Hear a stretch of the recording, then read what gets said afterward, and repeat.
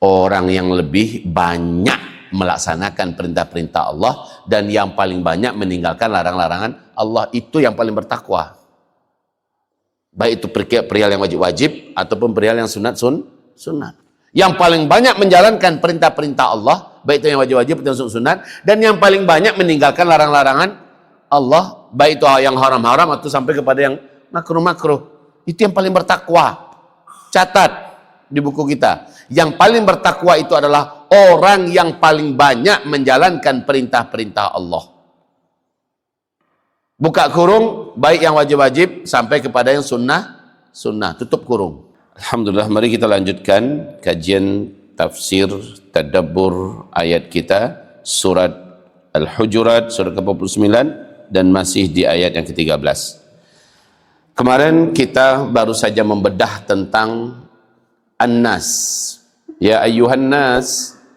Lalu kita juga telah menguraikan tentang khalaqnakum. Ya ayyuhan nas, wahai sekalian manusia.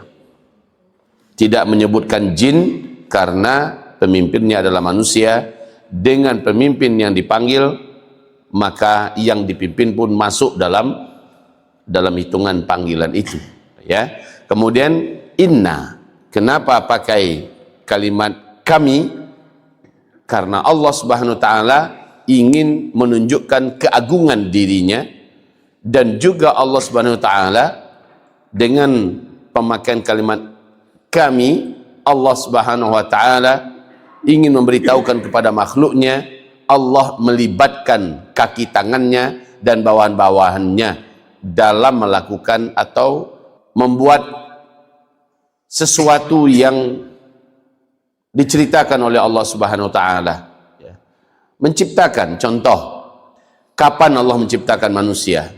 Cuma sekali, Nabi Adam alaihissalam, Allah menciptakan manusia. Terus berikutnya, apakah masih dalam proses penciptaan? Tidak. Allah setelah menciptakan manusia sekali, maka Allah Subhanahu wa taala menjadikan manusia itu berpasang-pasangan, lalu mereka menikah, lalu terjadilah proses alamiah yang simultan terus-menerus sampai hari kiamat. Ya. Nah, ini namanya Allah melibatkan makhluknya. Suami laki-laki menyukai wanita, lalu mereka berhubungan, ya, menikah, berhubungan, dan terjadilah kehamilan, terjadilah kelahiran. Itu namanya melibatkan makhluknya dalam proses melakukan pekerjaan Allah. Sampai di sini paham? Jadi sekali lagi Allah membahasakan kami pada dirinya untuk memberitahu kepada kita bahwa dalam hal yang Allah akan lakukan itu Allah libatkan makhluk-makhluknya. Baik. Selanjutnya, khalaqnakum kemarin sudah kami uraikan juga secara letterlek, secara definisi apa arti khalaqa. Khalaqa artinya mengadakan sesuatu, ya, sebelumnya tidak ada dan tidak ada contoh, ya, yang pernah mendahuluinya. Kemudian juga tidak menggunakan materi yang ada di alam ini sedikit pun. Nggak ada materi apapun, nggak diperlukan. Bagi Allah cukup dengan apa? Menciptakan kun fayakun. Hanya dengan kehendaknya saja maka pasti terjadi. Masya Allah. Ya, jadi khalaqa itu adalah, ini sebenarnya kalau mau ditambah masih ada nih. Semakin kita sebutkan ke belakangnya makin pening kita. Mana ada selain Allah yang sanggup begini. Kalau kita tambahkan boleh, antum masih bisa menulis. Ya, mengadakan sesuatu dari sebelumnya tidak ada, satu. Yang kedua, wa min ghairi mathilin musbiqin lah, dan dari tidak ada contoh yang mendahului. Orang yang lebih banyak melaksanakan perintah-perintah Allah dan yang paling banyak meninggalkan larang-larangan Allah, itu yang paling bertakwa. Baik itu perihal yang wajib-wajib ataupun perihal yang sunat. Yang paling banyak menjalankan perintah-perintah Allah, baik itu yang wajib-wajib atau sunat, dan yang paling banyak meninggalkan larang-larangan Allah, baik itu yang haram-haram atau sampai kepada yang makruh-makruh. Itu yang paling bertakwa. Catat di buku kita. Yang paling bertakwa itu adalah orang yang paling banyak menjalankan perintah-perintah Allah. Buka kurung, baik yang wajib-wajib sampai kepada yang sunnah, tutup kurung. Alhamdulillah, mari kita lanjutkan kajian tafsir tadabbur ayat kita surat Al-Hujurat surat ke-49 dan masih di ayat yang ke-13. Kemarin kita baru saja membedah tentang An-Nas, ya ayyuhan nas. Lalu kita juga telah menguraikan tentang khalaqnakum, ya ayyuhan nas, wahai sekalian manusia. Tidak menyebutkan jin karena pemimpinnya adalah manusia, dengan pemimpin yang dipanggil orang yang lebih banyak melaksanakan perintah-perintah Allah dan yang paling banyak meninggalkan larang-larangan Allah. Itu yang paling bertakwa, baik itu perihal yang wajib-wajib ataupun perihal yang sunat. Yang paling banyak menjalankan perintah-perintah Allah, baik itu yang wajib-wajib atau sunat, dan yang paling banyak meninggalkan larang-larangan Allah, baik itu yang haram-haram atau sampai kepada yang makruh-makruh. Itu yang paling bertakwa. Catat di buku kita, yang paling bertakwa itu adalah orang yang paling banyak menjalankan perintah-perintah Allah. Buka kurung, baik yang wajib-wajib sampai kepada yang sunnah, tutup kurung. Alhamdulillah, mari kita lanjutkan kajian tafsir tadabbur ayat kita surat Al-Hujurat surat ke-49 dan masih di ayat yang ke-13. Kemarin kita baru saja membedah tentang An-Nas, ya ayyuhan nas. Lalu kita juga telah menguraikan tentang khalaqnakum, ya ayyuhan nas, wahai sekalian manusia. Tidak menyebutkan jin karena pemimpinnya adalah manusia, dengan pemimpin yang dipanggil maka yang dipimpin pun masuk dalam hitungan panggilan itu, ya. Kemudian inna, kenapa pakai kalimat kami? Karena Allah Subhanahu wa taala ingin menunjukkan keagungan dirinya, dan juga Allah Subhanahu wa taala dengan pemakaian kalimat kami, Allah Subhanahu wa taala ingin memberitahukan kepada makhluknya, Allah melibatkan kaki tangannya dan bawahan-bawahannya dalam melakukan atau membuat sesuatu. Orang yang lebih banyak melaksanakan perintah-perintah Allah dan yang paling banyak meninggalkan larang-larangan Allah, itu yang paling bertakwa, baik itu perihal yang wajib-wajib ataupun perihal yang sunat. Yang paling banyak menjalankan perintah-perintah Allah, baik itu yang wajib-wajib atau sunat, dan yang paling banyak meninggalkan larang-larangan Allah, baik itu yang haram-haram atau sampai kepada yang makruh-makruh. Itu yang paling bertakwa.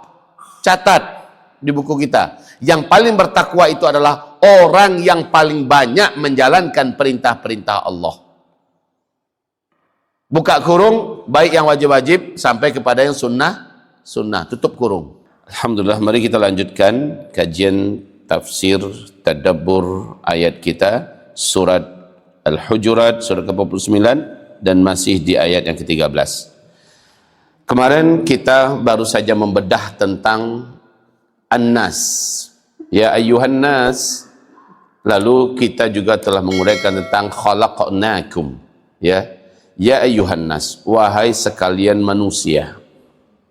Tidak menyebutkan jin karena pemimpinnya adalah manusia, dengan pemimpin yang dipanggil maka yang dipimpin pun masuk dalam hitungan panggilan itu, ya. Kemudian inna, kenapa pakai kalimat kami? Karena Allah Subhanahu wa taala ingin menunjukkan keagungan dirinya, dan juga Allah Subhanahu wa taala dengan pemakaian kalimat kami, Allah Subhanahu wa taala ingin memberitahukan kepada makhluknya, Allah melibatkan kaki tangannya dan bawahan-bawahannya dalam melakukan atau membuat sesuatu yang diceritakan oleh Allah Subhanahu wa taala. Menciptakan, contoh, kapan Allah menciptakan manusia? Cuma sekali, Nabi Adam alaihissalam, Allah menciptakan manusia. Terus berikutnya, apakah masih dalam proses penciptaan? Tidak. Allah setelah menciptakan manusia sekali, maka Allah Subhanahu wa taala menjadikan manusia itu berpasang-pasangan, lalu mereka menikah, lalu terjadilah proses alamiah yang simultan terus-menerus sampai hari kiamat. Ya. Nah, ini namanya Allah melibatkan makhluknya. Suami laki-laki menyukai wanita, lalu mereka berhubungan, ya, menikah, berhubungan, dan terjadilah kehamilan, terjadilah kelahiran. Itu namanya melibatkan makhluknya dalam proses melakukan pekerjaan Allah. Sampai di sini paham? Nah, jadi sekali lagi Allah membahasakan kami pada dirinya untuk memberitahu kepada kita bahwa dalam hal yang Allah akan lakukan itu Allah libatkan makhluk-makhluknya. Baik. Selanjutnya, khalaqnakum, kemarin sudah kami uraikan juga secara letterlek, secara definisi apa arti khalaqa. Khalaqa artinya mengadakan sesuatu, ya, sebelumnya tidak ada dan tidak ada contoh, ya, yang pernah mendahuluinya, kemudian juga tidak menggunakan materi yang ada di alam ini sedikit pun. Nggak ada materi apapun, nggak diperlukan. Bagi Allah cukup dengan apa? Menciptakan kun fayakun. Hanya dengan kehendaknya saja maka pasti terjadi. Masya Allah, ya. Jadi khalaqa itu adalah, ini sebenarnya kalau mau ditambah masih ada nih. Semakin kita sebutkan ke belakangnya makin pening kita. Mana ada selain Allah yang sanggup begini. Kalau kita tambahkan boleh, antum masih bisa menulis. Ya. Mengadakan sesuatu dari sebelumnya tidak ada, satu. Yang kedua, wa min ghairi mathilin musbiqin lah, dan dari tidak ada contoh yang mendahuluinya. Dua. Dan dari tanpa, min ghairi hajah, dan dari tanpa perlu kepada ayyi maddatin, material apapun yang sifatnya alam di alam ini yang ada. Nggak perlu Allah dengan materi apapun. Yang ketiga, bi'itsqanin wa ahsani suwarin. Ini yang keempat. Ya. Dengan itqan. Itqan itu artinya apa? Mantap. Dengan itqan itu artinya dengan mantap. Mantap penciptaan Allah itu. Ya. Istilahnya kalau mau dicari kelemahannya, apapun yang Allah ciptakan wajib ada kelemahan. Memang disengajakan oleh Allah. Yang sempurna itu nanti di akhirat, dalam surga. Selama masih di dunia, Allah secantik-cantik orang, segagah-gagah orang, siapapun tetap Allah berikan kekurangan. Itu tanda ciri khas dunia. Tetap. Tapi itqan dalam artian memang jadi ibarat bangun rumah, kokoh rumahnya. Ya, kokoh rumahnya mulai dari pondasi sampai ke atas. Tapi ada nggak kelemahannya? Allah pasti ciptakan kelemahan selama masih di dunia. Segagah-gagah orang, seperkasa orang, ternyata dia dimakan umur juga akhirnya. Ya kan, menjadi tua lalu mati. Oke. Jadi bitqan artinya itqan dengan mantap. Mantap ciptaan Allah itu. Kemudian wa ahsani suwarin. Apa arti ahsani suwarin? Dan sebaik-baik bentuk. Bagus bentuknya, mulai dari pohon sampai kepada gunung, sampai kepada laut, sungai, semua yang Allah ciptakan. Kalau ciptaan Allah itu sebagus-bagus ciptaan. Ya. Selama masih hidup di dunia ini, apapun makhluknya, tetap Allah ciptakan kekurangan pada makhluk itu. Nah, itu maksudnya. Selama masih hidup di dunia, selama masih di dunia benda atau makhluk itu, pasti Allah ciptakan kekurangan padanya. Enggak ada yang akan sempurna. Sempurna itu cuma di satu tempat aja nanti, di akhirat, yaitu di surga maksudnya. Itu sempurna. Muda terus, enggak tua-tua. Cantik terus dan tambah cantik. Ganteng terus dan tambah ganteng, ya. Kuat terus dan tambah kuat. Jadi nggak ada kekurangan nanti kalau sudah di dalam surga. Wa yakfi dzalika biqaulihi ta'ala kun fayakun. Nah. Dan itu nggak perlu capek-capek Allah membuatnya. Kalau kita mau buat apa aja prosesnya panjang. Mencari bahannya, ya kan? Terus merakitnya, merancangnya, segala macamnya, panjang prosesnya. Butuh waktu, butuh, bagi Allah enggak. Mau apa saja cukup dengan kun. Saat itu juga, detik itu juga langsung wujud. Ini luar biasa ini. Maka selain Allah tidak ada yang berhak mengatakan, sayalah pencipta. kalau penciptaan dalam bahasa Arab itu ini definisinya. Sudah ada berapa nih? Ada 5 ya. Ada 5. 5 rukun penciptaan. Kalau enggak boleh dikatakan penciptaan. Ya, hanya dengan mengatakan kun fayakun. Tidak butuh waktu, harus nunggu sekian lama. Apapun pesanan kita, tunggu yo besok japui. Kan begitu kan? Tunggu ya, seminggu lagi baru jadi. Saya mau buat rumah seperti ini berapa lama kamu siap? Kerjanya lembur siang malam. Dilihatnya, dihitung-hitungnya, ini paling cepat 3 bulan. Butuh waktu. Ya, butuh waktu. Nah, sementara kalau penciptaan Al-Khaliq bagi Allah Subhanahu wa taala, ya, kalau Allah Al-Khaliq ya, Khaliqun, tapi kalau ke Allah ditujukan harus pakai Al-Khaliq. Baik, sekarang selesai tentang masalah khalaqah. Kita masuk kepada berikutnya. Ya ayuhan nas inna khalaqnakum min dzakarin wa untha. Min dzakarin, kami telah menciptakan kamu.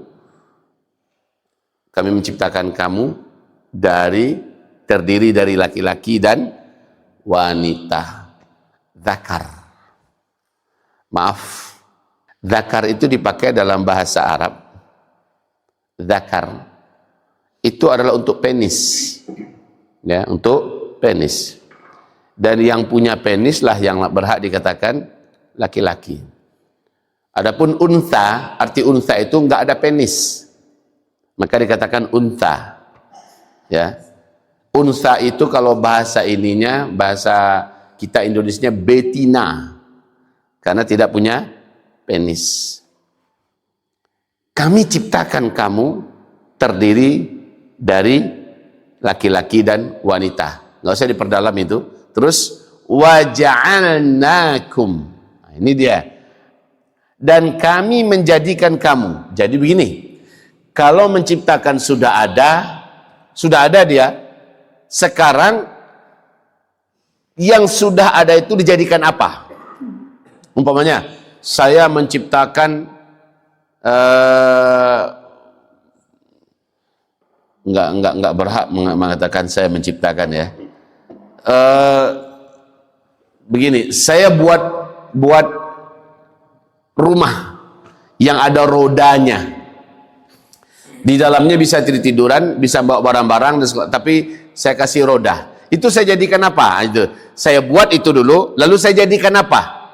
Ada yang memang menjadikan untuk rumah bisa pindah-pindah. Ada jadikan untuk gerobak, ya, yang didorong oleh dibawa oleh beberapa kuda, ya. Itu dijadikan untuk apa? Ada yang dijadikan memang untuk tempat gudang yang fleksibel, bisa dibawa ke sana kemari dan sebagainya. Jadi menjadikan itu adalah melakukan tindakan fungsi apa, ya, melakukan tindakan untuk apa, melakukan tindakan peruntukannya dari yang sudah diciptakan itu. Nah, Allah Subhanahu wa taala menciptakan manusia laki-laki dan wanita. Lalu Allah jadikan mereka berbangsa-bangsa dan berkabilah-kabilah. Jadi ja'ala itu sekali lagi lebih kepada tindakan berikutnya setelah penciptaan, gitu ya. Tindakan berikutnya setelah penciptaan. Dijadikan buat apa nih? Ini saya sudah selesai buat rumah. Rumah ini mau dijadikan apa? Oh, pabrik. Mau dijadikan tempat tinggal, mau dijadikan tempat kos-kosan, tempat karyawan, tempat apa? Itu semuanya dijadikan, bahkan ada yang dijadikan untuk rumah. Paham sekarang? Rumahnya itu namanya ibaratnya masih bahasa bodoh ya, diciptakan rumah, diadakan rumah gitu loh ya. Diadakan rumah. Setelah ada dijadikan apa? Nah, gitu maksudnya. Paham sampai di sini? Mau dijadikan apa nih? Allah ciptakan manusia, laki-laki wanita, lalu Allah jadikan mereka berbangsa-bangsa. Ternyata ada hikmahnya. Aneh aja kita, nenek moyang kita sama. Tapi kok ada bangsa Afrika, ya, ada bangsa Asia, ada ciri khas macam-macam, mulai daripada bahasa, bentuk kulit, postur tubuh, hobi makanan, ya, dan ini aneh ini. nenek moyang kita sama, ayah bunda kita sama, atuk moyang kita sama-sama Nabi Adam, sama-sama Bunda Hawa. Tapi kok bisa? Tiba ada orang-orang Asia, kayak ginilah dia, kayak macam-macam kita ini. Tapi pas masuk ke Asia Tengah, masuk ke Asia Tengah itu yang mana? Mulai daripada yang tan itu Asia Tengah itu, ya. Mulai daripada Kazakhstan, termasuk Cina, ya, Asia Tengah. Bahkan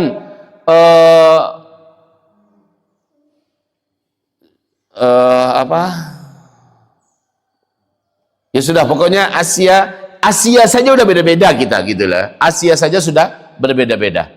Tambah lagi Afrika, tambah lagi antara Afrika dengan Eropa kok jauh sekali ya. Yang satu hitam banget, yang satu bahkan orang Afrika pun antara sesama mereka tetap ada beda-bedanya. Kami jadikan kalian begitu dengan ciri khas masing-masing, dengan bahasa masing-masing. Segi bahasa pun kita bingung ya, kok bisa berbeda bahasa kita.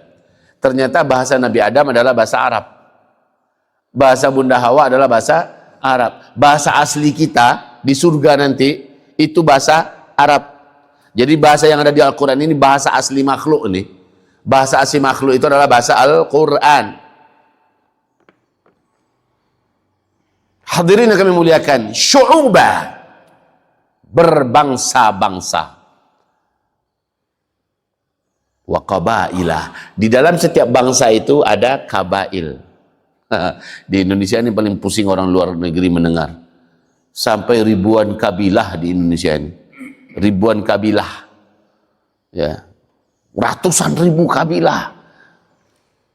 Dan masing-masing kabilah itu punya adat istiadat yang berbeda-beda. Kalau bahasa Minang, di Minang saja entah berapa kabilahnya. Kabilah itu artinya apa bahasa Indonesia? Suku. Ada yang suku Guci lah, ada yang suku Jambak lah, ada yang suku macam-macam. Dan masing-masing suku itu punya budaya, punya ciri khas bahasa, punya ciri khas masakan. Ini luar biasa. Wa qabail. Tapi subhanallah, Allah tidak menjadikan barometer dan standar kemuliaan itu dari bangsa mana dia, dari kabilah mana dia. Tidak. Alhamdulillahnya begitu. Dikunci oleh Rasulullah SAW bahwa la fadla li arabiyyin ala a'jami. Jadi tidak ada keutamaan orang Arab dengan orang non-Arab. A'jami itu artinya non-Arab. Siapapun kita, asal kita sama-sama makhluk, berarti kita sama ini. Kita ini sama. Nggak ada kelebihan, nggak ada keutamaan. Itu mesti diingat, kata Rasulullah. Sementara dalam Al-Quran, Allah mengatakan, inna akramakum indallahi, sesungguhnya yang paling mulia di antara kalian semua adalah yang paling bertakwanya. Jadi kemuliaan itu karena kulit putih, karena hidung mancung. Oh ya, tidak. Kamu dan saya di mata Allah sama-sama makhluk. Miskin kaya, Allah tak membedakan orang itu mulia karena dia kaya, karena dia berpendidikan tinggi, juga tidak. Jadi yang memuliakan kita itu apa? S1, S2, S3? Tidak. Bilal bin Rabah nggak pernah sekolah, warna kulitnya hitam keling. Abu Dzar Al-Ghifari juga hampir sama dengan Bilal, sama-sama hitam. Nggak ada ijazah apa-apa. Tapi kenyataannya Bilal bin Rabah salah satu di antara makhluk termulia di muka bumi. Luar biasa ya. Jadi kita yang masih bentuknya kayak gini nggak boleh minderan. Saya dan kamu sama-sama makhluk. Kalau saya miskin, kamu kaya, itu hanya sementara kok. Sebentar aja itu. Ibarat posisi ini, maaf, kalau saya buat lingkaran itu saya bagi-bagi dengan ruang-ruangan ya, ruang-ruangan kayak cetakan gitu ya. Yang ini saya buat ini untuk kaya, ini untuk berpendidikan, ya ini untuk miskin, ini nggak pernah sekolah, ini dan semacamnya. Saya serakkan ibaratnya beras di dalamnya. Itu pas masuk beras itu ke ruangan yang tertulis kaya, tertulis berpendidikan tinggi, tertulis miskin semacamnya, Yang membedakan mereka apakah karena yang kelas pendidikannya tinggi-tinggi itu yang mulia? Enggak, sama-sama beras, ibaratnya gitu. Sama-sama beras, tempatnya aja yang cetakannya saja yang ini ruangannya untuk kaya semacamnya. Maka tak boleh berbangga-bangga, tak boleh juga minder-minder. Orang yang kulitnya hitam, orangnya badannya pendek, orang yang miskin gak berpendidikan, nggak boleh bangga-bangga. Orang-orang yang jabatannya datuk apalah namanya, ya, kemudian profesor, doktor, panjangnya sebelumnya dan panjang lagi gelarnya, di belakangnya ditutup dengan datuk panjang betul gelarnya, lalu dia bangga, mulia dia dengan itu. Ya tidak, alhamdulillahnya begitu. Yang mulia itu adalah akramakum indallahi atqakum. Akram, yang paling mulia dari antara kamu semua adalah atqakum.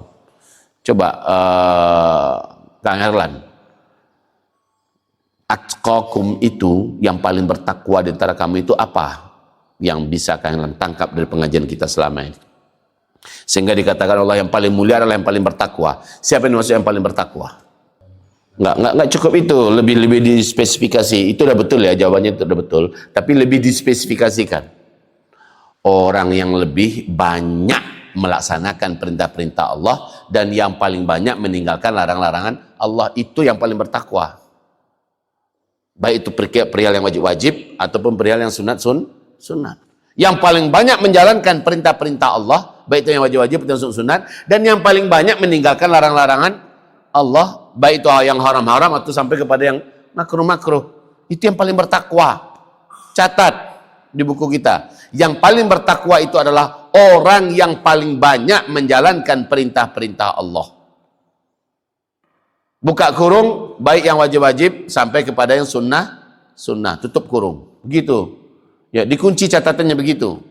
Orang yang paling banyak menjalankan perintah-perintah Allah, buka kurung, baik yang wajib-wajib maupun yang sunnah-sunnah, tutup kurung. Koma, dibuat komanya ya, koma. Dan orang yang paling banyak meninggalkan larangan-larangan Allah.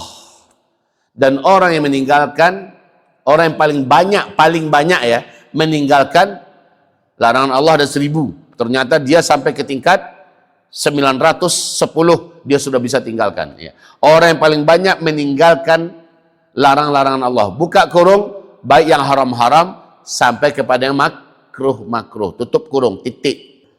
Itu dia, itu dimaksud dengan atqakum. Orang yang paling bertakwa di antara kamu, dialah yang paling mulia. Ini kita umpamakan ya.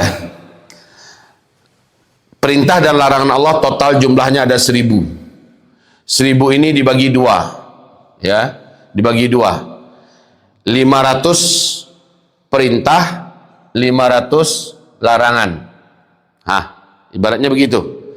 Ini hadirin yang kami cintai, 500 perintah, 500 larangan. Di bagian perintah-perintah, mulai dari yang wajib sampai sunnah ya, orang ini mampu sampai ke tingkat 470. Di bagian larangan, dia bisa sampai ke tingkat 497. Di total berapa nih? Mainkan kalkulator. 7. Kalau kita tambahkan jadinya berapa? Enggak lah. Ini 7. 9 tambah 7 berapa? 16. 6. 4 tambah 1 9. 967. 967. Ternyata ada yang lain. Ada yang lain. Ada yang lain. Di sini dia sampai 490. Di sini 499. Umpama ya. Tambahkan berapa ini? 988. 88. Berapa? 89. 489 ya. 489. Berapa? 998 ya? 89. Iya. Mana yang lebih banyak? Mana lebih banyak? Lebih banyak bawah, berarti lebih bertakwa ini, lebih mulia yang ini. Begitu maksudnya. Jadi mana yang lebih mulia, mana yang lebih bertakwa, mana yang lebih banyak mengerjakan perintah Allah. Ini enggak tahajud, ini tahajud. 5 waktunya ini dijaga, berjemaah di masjid ini juga. Ya, kemudian puasa dia jaga baik-baik, ini juga. Ya. Ternyata kelebihan ini apa? Di tahajud umpamanya. Berarti dia lebih mulia. Ini mulia juga karena dia bertakwa. Jadi begitu tingkat-tingkatnya. Bahkan level sahabat saja bertingkat-tingkat itu. Level sahabat yang tertinggi dari seluruh sahabat Abu Bakar. Itu diurut malah oleh Rasulullah. Baik.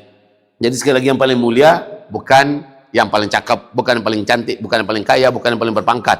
Ini luar biasa. Orang-orang bodoh-bodoh di luar sana mentang-mentang gelarnya sepanjang tali baru di depan, sepanjang tali baru di belakang. Kemudian duitnya banyak, dia terkenal di TV, dia muncul di mana-mana, diundang di berbagai negara. Kalau jalannya itu udah gayanya minta ampun, kayak dia yang punya dunia. Apanya yang dibanggakannya? Padahal dia juga makan nasi, dia perlu udara, dan dia nggak kebal penyakit. Bahkan dia pun bisa menua, akhirnya juga mati. Gelar permanennya adalah almarhum. Betul tidak? Itu gelar permanennya. Apanya yang disokkan? Apanya yang dibanggakan? Inna akramakum indallahi atqakum. Maka mental minder tidak boleh. Oh, dia fasih bicara, dia hebat dalam retorika, dia mantap ketika tampil di depan publik, dia betul-betul speaking public speaking dan macam-macam lah bahasanya. Maaf, seluruhnya tidak ada nilai di mata Allah. Yang paling bernilai, paling mulia adalah yang paling bertakwa. Maka kita, orang-orang yang merasa berpendidikan tinggi, melihat anak ini SD pun nggak tamat, maaf, jangan pernah merendahkan dia. Di mata Allah mungkin dia wali Allah. Sementara kita ini apalah, mungkin kita lebih hina daripada hewan ternak, bahkan binatang hina di mata Allah. Kembalikan ini kepada asas awal. Jangan sampai minderan kita. Saya nggak sekolah. Ya, saya cuma taman saya hanya pengurus MPI. Ya Allah, bisa jadi antum yang MPI ini aulia Allah di mata Allah. Ya, orang-orang jamaah tabligh tato-tatoan semacamnya, mungkin di mata Allah yang tato-tatoan itu lebih mulia daripada orang yang sedang duduk di kursi hangat sekarang ini dengan dasi di dalam ruangan penuh AC, ya, kemana-mana dipakai mobil limusin dan sebagainya. Nah, ini Nabi mendidik para sahabat-sahabat. Apa kata Rasulullah SAW? Apa pandangan kalian dengan orang yang tadi baru lewat? Kata sahabat, wow, itu orangnya mentereng ya Rasulullah. Semuanya serba lux, semuanya serba mewah. Mulai dari pakaiannya, sandalnya, parfumnya, dan pendidikannya. Dia orang terkenal, fulusnya banyak ya Rasul. Orang macam ini kemana dia pergi, dia pasti disambut. Kalau dia berkata, dia pasti didengarkan. Kalau dia melamar, orang tidak akan mau menolak. Orang macam ini Rasulullah keterima oleh siapapun saja. Kemudian lewat lagi orang yang miskin. Dari seluruh penampilannya memang menggambarkan kekurangan dalam hal dunia. Lewat orang ini. Rasul berkata, kalau ini gimana? Wah ya Rasulullah, kalau ini nggak ada harganya. Kalau ini nggak ada nilainya. Kemana dia datang, orang cemas kalau dia akan minjam duit. Ya, kalau dia bicara, nggak akan ada yang mau dengerin dia. Kalau dia melamar, semua orang pasti nolak. Orang macam ini Rasulullah nggak ada nilainya. Maka Nabi meluruskan. Yang pertama tadi, di mata Allah tidak lebih berharga daripada hewan dan binatang. Dan dia adalah ahli neraka. Yang kedua ini, dia adalah orang yang sangat bertakwa dan Allah mencintainya. Dia lebih mulia di mata Allah daripada, luar biasa ya, Rasul mendidik. Jadi tolong jangan minderan bagi yang dunianya kurang. Dan jangan sampai sombongan bagi yang sedikit dititipin dunia oleh Allah Subhanahu wa taala. Barakallahu fikum. Mohon maaf lahir batin. Cukup sampai di sini. Inna akramakum indallahi atqakum. Sesungguhnya yang paling mulia di antara kalian adalah yang paling bertakwa. Innallaha alimun khabir. Sesungguhnya Allah alimun, maha mengetahui. Allah maha mengetahui. Maha mengetahui siapa? Yang paling bertakwa itu. Allah maha mengetahui. Orang yang gaya-gayanya bertakwa juga Allah maha tahu. Ini hanya ria aja ini. Gayanya enggak tanggung-tanggung. Setiap ibadah langsung diposting. Ya. Siapkan sekian banyak tim media. Kalau perlu, kalau ketika kurban, lebih berat lagi sapinya daripada rumahnya. Saking gedenya hewan kurban itu. Ibaratnya gitu ya. Ketika dia haji nggak tanggung-tanggung dari berbagai angel, dari berbagai sudut, dia disoting terus. Diceritakan bagaimana. Ada orang, ya tapi menurut Allah dia nggak bertakwa. Karena yang dia tuju bukan Allah, tapi yang dituju pujian manusia. Agar dalam pemilu dia dipilih jadi presiden. Agar dalam pemilu dia dipilih jadi saking semangatnya ya, pakaian ihramnya bukan lagi membuka yang sebelah ini, terbalik. Itu saking semangatnya. Ini ada orang-orang yang ngawur, tapi ingin mencari pujian manusia. Di mata Allah nggak ada ya. Walaupun dia bangun masjid dari Sabang sampai Merauke, setiap kota ada masjidnya. Di mata Allah dia tetap hewan. Kenapa? Bukan Allah yang ditujunya. Bukan Allah yang ditujunya, tapi yang dituju adalah wajah manusia.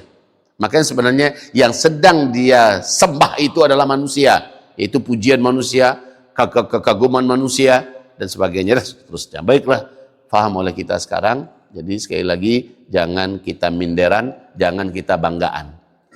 Yang paling mulia itu adalah yang paling dan orang yang paling bertakwa pun tidak pula boleh bangga karena saya lebih soleh daripada kamu, saya lebih soleh daripada kamu, ya, saya lebih banyak tahajudnya daripada kamu, saya lebih rajin puasa sunatnya daripada kamu. Itu juga nggak boleh, itu ujub namanya itu. Tapi kalau dalam urusan agama ngelihatnya itu ke atas, dalam urusan dunia ngelihatnya itu ke bawah. Jadi kan itu prinsip hidup ya. Dalam urusan agama ngelihatnya itu ke atas. Lihat orang yang lebih soleh dari kita, lihat orang yang lebih taat dari kita, lihat orang yang lebih hebat dari kita, keagamaannya. Ya.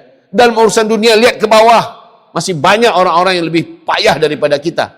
Masih banyak orang-orang yang lebih bodoh dari kita, lebih jelek dari kita, lebih kurang dari kita, lebih banyak. Jadi kalau dalam urusan agama ngelihatnya ke atas, agar kita tidak ujub. Kalau dalam urusan dunia ngelihatnya ke bawah, agar kita selalu syukur.